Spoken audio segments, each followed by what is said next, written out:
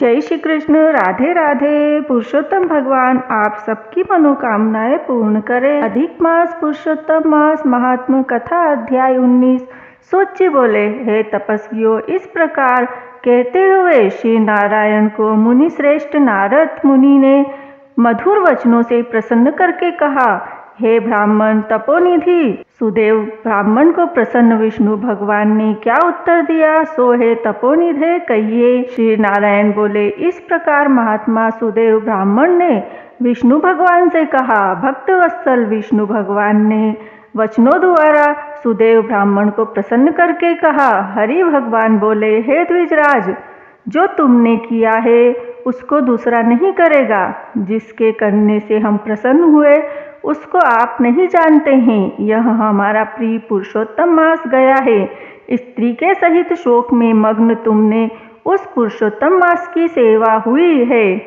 हे तपोनिधे, इस पुरुषोत्तम मास में जो एक भी उपास करता है, हे द्विजोत्तम, वह मनुष्य अनंत पापों को भस्म कर विमान से वैकुंठ लोक को जाता है। सो तुमको 1 महीना बिना भोजन किए बीत गया और असमय में मेघ के आने से प्रतिदिन प्रातः मध्या सायं तीनों काल में स्नान भी अनायास ही हो गया।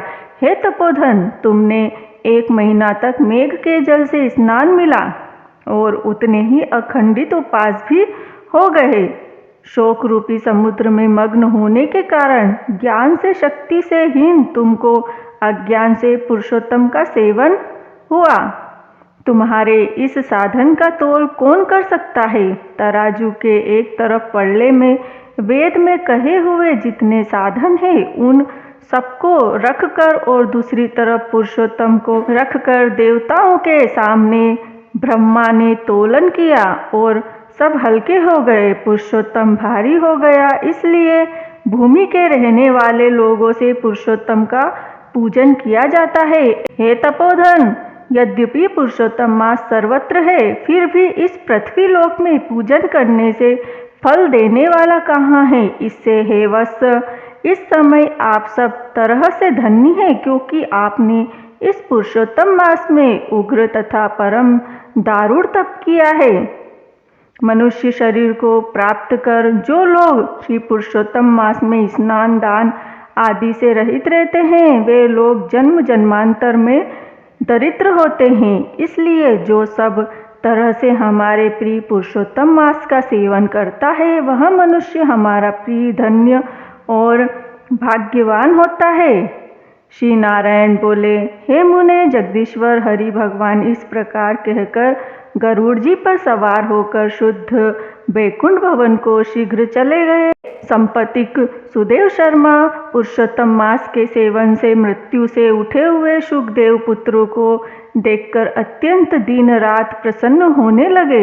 मुझसे अज्ञानवश पुरुषोत्तम मास का सेवन हुआ और वह पुरुषोत्तम मास का सेवन फलीभूत हुआ, जिसके सेवन से मृत पुत्र उठ खड़ा हुआ। आश्चर्य है कि ऐसा मास कहीं नहीं देखा। इस तरह आश्चर्य करता हुआ उस पुरुषोत्तम मास का अच्छी तरह पूजन करने लगा। वह संपत्तिक ब्राह्मण श्रेष्ठ इस पुत्र से प्रसन्न हुआ और सुखदेव पुत्र ने भी अपने उत्तम कार्यों से सुदेव शर्मा पिता को प्रसन्न किया।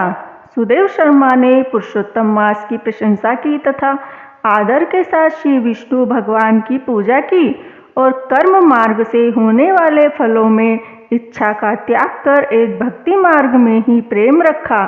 श्रेष्ठ पुरुषोत्तम मास को समस्त दुखों का नाश करने वाला जानकर उस मास के आने पर स्त्री के साथ जप हवन आदि से श्री हरि भगवान का सेवन करने लगा।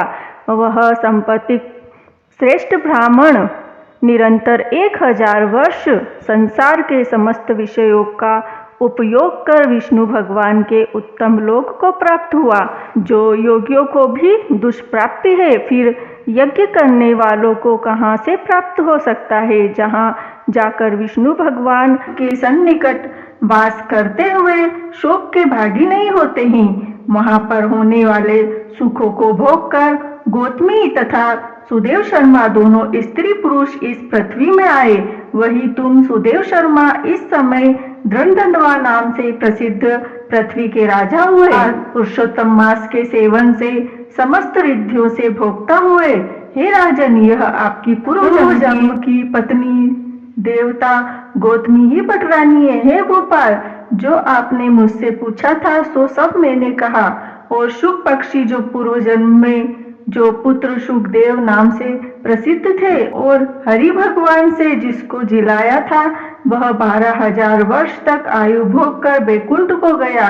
महावन के तालाब के समीप वट वृक्ष पर बैठकर पूर्व जन्म के पिता तुमको आए हुए देखकर मेरे हितों के उपदेश करने वाले प्रत्यक्ष मेरे देवत विषय रूपी सर्प से दूषित संसार सागर में मग्न इस प्रकार पिता को देखकर और अत्यंत कृपा से युक्त वह शुक पक्षी विचार करने लगा कि यदि मैं इस राजा को ज्ञान का उपदेश नहीं करता हूँ तो मेरा बंधन होता है।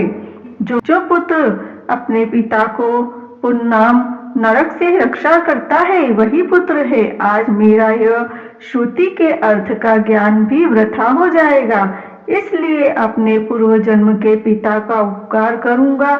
हे राजन धृंधन्वा, इस तरह निश्चय करके वह शुक पक्षी वचन बोला। हे पाप रहित राजन, जो आपने पूछा सो यह सब मैंने कहा। अब इसके बाद पाप नाशिनी सरयू नदी को जाऊंगा। श्री नारायण बोले। इस प्रकार बहुत समय तक उस प्रसिद्ध यशस्वी राजा धृंधन्वा के पूर्व जन्म का चरित्र कहकर जाते हुए वाल्मीकि मुनि की प्रार्थना कर असंख्य पुण्यवान राजाओं का राजा वाल्मीकि मुनि को नमस्कार करता हुआ कुछ बोला। इति श्री वृद्धनारदी पुराणे पुरुषोत्तम मास महात्म्ये 9 अध्याय संपूर्ण।